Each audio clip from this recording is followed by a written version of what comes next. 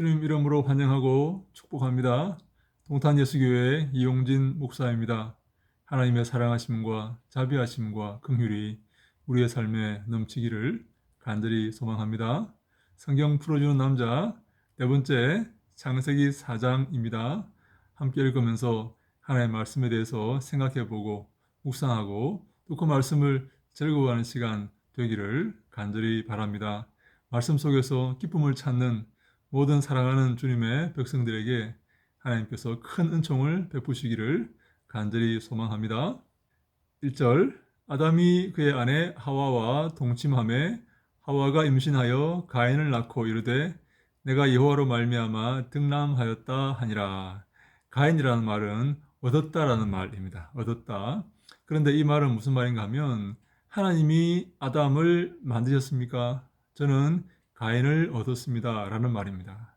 하나님과 비기고자 하는 그런 의미의 말이죠. 그래서 가인이 너무도 아름다운 피조물이었다, 너무도 멋진 남자였다, 그렇게 추측을 합니다.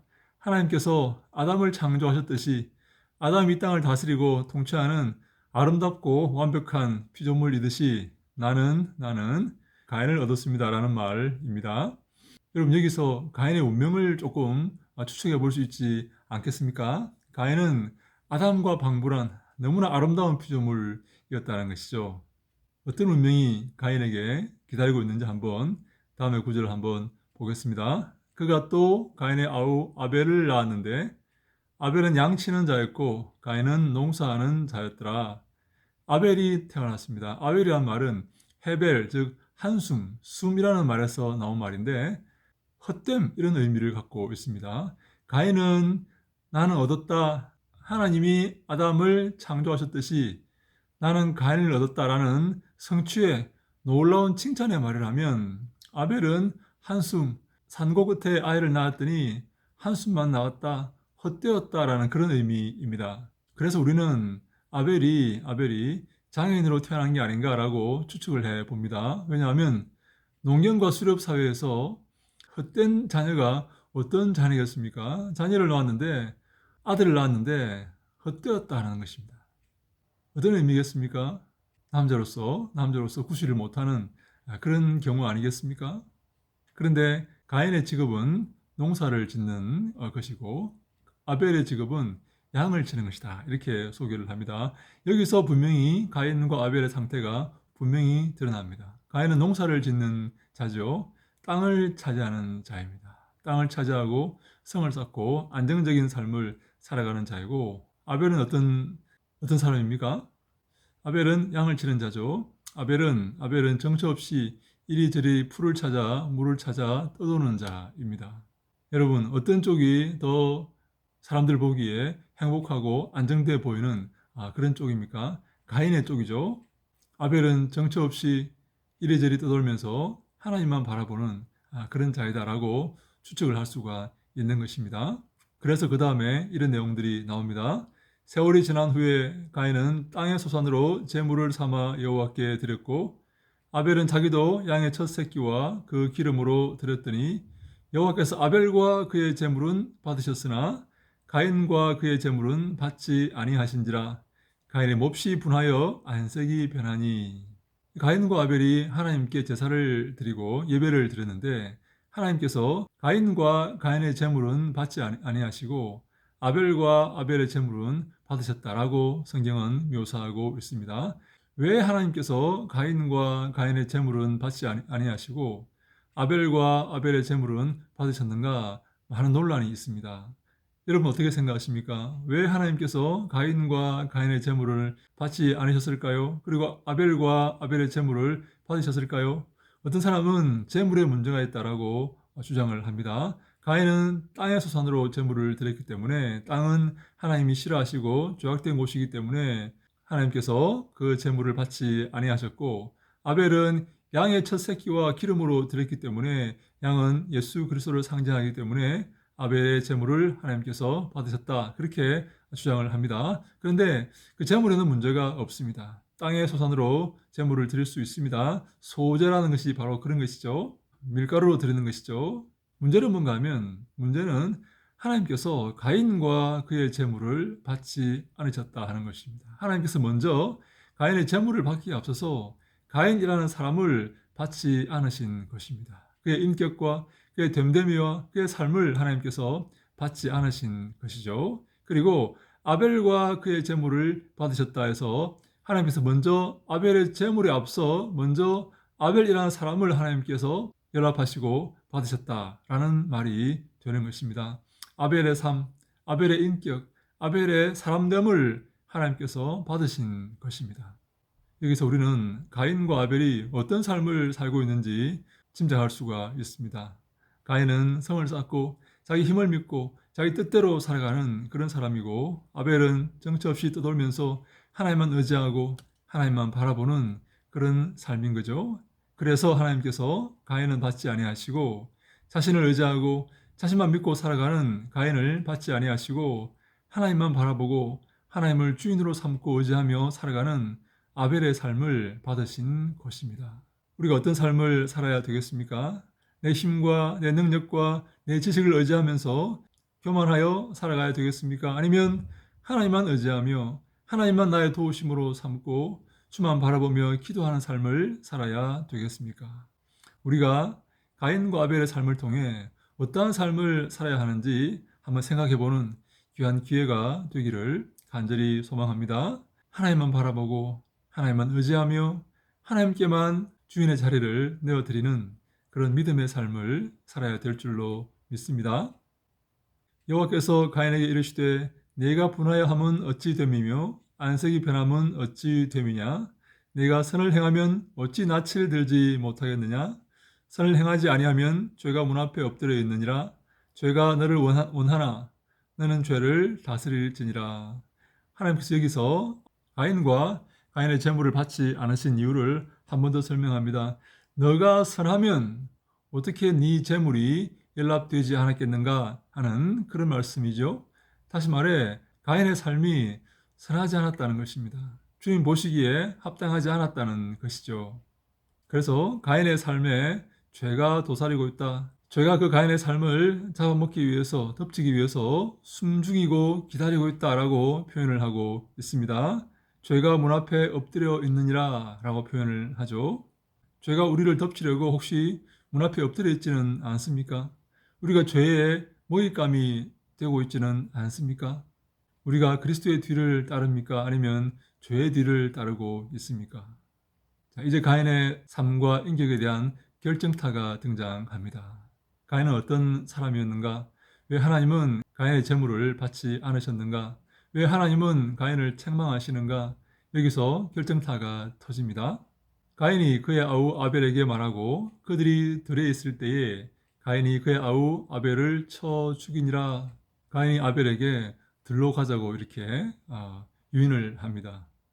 그래서 아무도 없는 그 들에 데리고 가서 동생 아벨을 돌로 쳐 죽입니다. 아벨이 없으면 자기가 하나님께 사랑을 받는다고 생각을 한 것일까요? 자기 재물이 연락된다고 생각한 것일까요? 자기 위신이 세워진다고 생각한 것일까요? 그래서 아벨을 쳐 죽입니다. 이게 바로 가인의 삶입니다. 가인의 인격이고 사람 됨됨이입니다. 자신의 재물이 연락되지 않으면 회개하고 반성하고 바른 삶을 살고자 해야 되는데 상대방을 제거함으로써 자신의 재물이 연락되기를 원한다는 것이죠. 우리 주위에도 이런 사람들 없습니까? 수단과 방법을 가리지 않고 목적을 달성하려고 하는 그런 사람들이죠. 이게 바로 죄의 본 모습입니다. 가인의 인격이 계속 등장합니다. 여호와께서 가인에게 이르시되 내 아우 아벨이 어디 있느냐? 그가 가로되 내가 알지 못하나이다. 내가 내 아우를 지키는 자니이까 너의 동생 어디 있니? 했더니 가인이 모릅니다. 내가 아벨을 지키는 자입니까? 가인은 알고 있습니다. 가인은 아벨을 들로 유인해서 쳐 죽였습니다. 그런데 뻔뻔하게 하나님 앞에서 거짓말을 하고 있는 것입니다. 가라사대 내가 무엇을 하였느냐? 내 아우의 핏소리가 땅에서부터 내게 호소하느니라. 땅이 그 입을 벌려 내 손에서부터 내 아우의 피를 받았은즉 내가 땅에서 저주를 받으리니 내가 밭 갈아도 땅이 다시는 그 효력을 내게 주지 아니할 것이요 너는 땅에서 피하며 유리하는 자가 되리라. 땅이 그 피를 받아서 가인에게 복수하겠다는 것입니다. 땅이 가인을 저주하겠다는 것입니다. 무죄한 자의 피를 흘린 가인을 땅이 저주하겠다라고 성경이 묘사하고 있습니다. 가인이 여호와께 고하되 내 죄벌이 너무 중하여 견딜 수 없나이다. 죄인의 전형적인 특성이죠. 자신은 사람을 죽였으면서 그 저주를 땅에서 유리하는 그 형벌을 받지 못하겠다 하는 것입니다. 뻔뻔스럽지 않습니까? 자기는 사람을 죽여놓고 땅에서 유리하는 형벌을 받지 못하겠다는 것이죠. 주께서 오늘 이 지면에서 나를 쫓아내시온즉 내가 주의 낯을 배웁지 못하리니 내가 땅에서 피하며 유리하는 자가 될지라 오른 나를 만나는 자가 나를 죽이겠나이다. 여호와께서 그에게 이르시되 그렇지 않다. 가인을 죽이는 자는 뼈를 7배나 받으리라 하시고 가인에게 표를 주사 만나는 누구에게든지 죽임을 면케하시니라. 가인이 여호와 앞을 떠나 나가 에덴 동편 노 땅에 거하였더니 하나님께서 가인에게 은혜를 베푸시고 긍휼을 베푸셔서 가인의 목숨을 보존하여 주십니다. 하나님은 이 살인자, 무죄한 자를 죽인, 의로운 자를 죽인 이 살인자도 보호하시고 지켜주시는 자비로우신 하나님이십니다. 이제 가인이 에덴 동편 노 땅에서 새로운 문화를 이룹니다. 새로운 나라를 이루죠. 가인의 나라가 어떤 나라인지 한번 볼까요? 아내와 동침하니 그가 잉태하여 에녹을 낳은지라 가인이 성을 쌓고 그 아들의 이름으로 성을 이름하여 에녹이라 하였더라. 에녹이 이랏을 낳았고 이랏은 무야엘을 낳았고 무야엘은 무드사엘을 낳았고 무드사엘은 라멕을 낳았더라. 라멕이 두 아내를 취하였으니 하나의 이름은 아다요 하나의 이름은 실라며 아다는 야발을 낳았으니 그는 장막에 거하여 육축치는 자의 조상이 되었고 그 아우의 이름은 유발이니 그는 수금과 퉁소를 잡는 모든 자의 조상이 되었으며 실라는 두발 가인을 낳았으니 그는 동철로 각양 날카로운 기계를 만드는 자요 두발 가인의 누이는 나아마이었더라. 라멕이 아내들에게 이르되 아다와 실라여 내 소리를 들으라. 라멕의 아내들이여 내 말을 들으라. 나는 창상을 인하여 내가 사람을 죽이고 나의 상함을 인하여 소년을 죽였도다.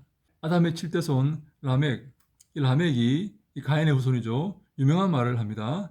창상을 인하여서 사람을 죽이고 상함을 인하여서 소년을 죽였다라고 말합니다. 자기는 다쳤는데 그 다친 것 때문에 그 다치게 한 사람을 죽였다는 것입니다. 여러분, 이 극악무도한 자 아닙니까? 다치게 했으면 다치게만 하든지 아니면 용서를 해주든지 해야지 다친 것 때문에 불을 참지 못하고 사람을 죽인 것입니다. 이 가인의 왕국, 이 가인의 나라의 속성이 바로 이런 것입니다. 자기를 위해서, 자기를 위해 살아가는 그런 나라입니다. 조금도 양보하지 않고, 조금도 희생하지 않고, 자기의 욕망을 채우기 위해서 살아가는 그런 나라가 바로 가인의 나라입니다. 혹시 여러분은 가인의 나라에 살고 있지 않습니까? 가인처럼 행동하고 있지 않습니까? 나를 건드려 가만두지 않겠어. 내 위신을 깎아내려 가만두지 않겠어. 몇 배로 보복하겠어. 100배로 보복하겠어. 다시는 내 앞에서 그런 짓 못하게 하겠어. 혹시 그런 마음으로 살지는 않습니까? 가인을 위하여는 벌이 7배일진데 라멕을 위하여는 벌이 77배이로다 하였더라. 나를 공격하면 77배로 갚아주겠다. 그런 의도 아니겠습니까?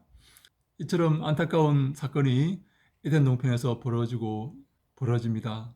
하나님을 알지 못하고 하나님을 떠난 자들의 삶의 모습이 적나라하게 드러나고 있는 것이죠. 이것이 바로 세상의 모습입니다. 문명의 모습이고 문화의 모습입니다. 하나님은 이러한 모습을 보시고 아담의 그 가정에 새로운 아들을 주십니다. 아벨을 대신하는 새로운 아들이죠. 아담이 다시 아내와 동침함에 그가 아들을 낳아 그 이름을 셋이라 하였으니 이는 하나님이 내게 가인의 죽인 아벨 대신에 다른 씨를 주셨다 함이며 셋도 아들을 낳고 그 이름을 에노스라 하였으며 그때 사람들이 비로소 여호와의 이름을 불렀더라. 아담과 하와의 가정에서 일어난 일들을 살펴보았습니다. 가인이 태어났고 아벨이 태어났는데 가인은 아벨을 죽이고 맙니다. 그가 악한 자이기 때문입니다. 아벨은 자신의 재물이 연락되는 그것 때문에 가인에게 죽고 맙니다. 의로운 자가 죽은 것이죠. 하나님이 기뻐하시는 삶을 산 자가 죽은 것이죠. 아벨을 죽인 가인은 쫓겨나서 에덴 동편에서 새로운 나라를 이룹니다. 그 나라는 극악무도한 그런 보복과 욕망과 살인이 넘쳐나는 그런 나라입니다. 이 땅의 문명과 이 땅의 문화가 바로 그런 것입니다. 하나님은 그러나 그 가정을 위해서 그 죽은 아벨 대신 새로운 아들을 주십니다. 하나님은 새로운 희망의 씨앗을 주시는 것이죠. 우리가 이 땅에서 너무나 암울하고 너무나 걱정스럽고 너무나 슬픈 삶을 살지만 여러분 기억하십시오. 하나님은 희망의 씨앗을 주십니다. 그 씨앗이 새롭게 이 땅을 바꾸어 갈 것입니다.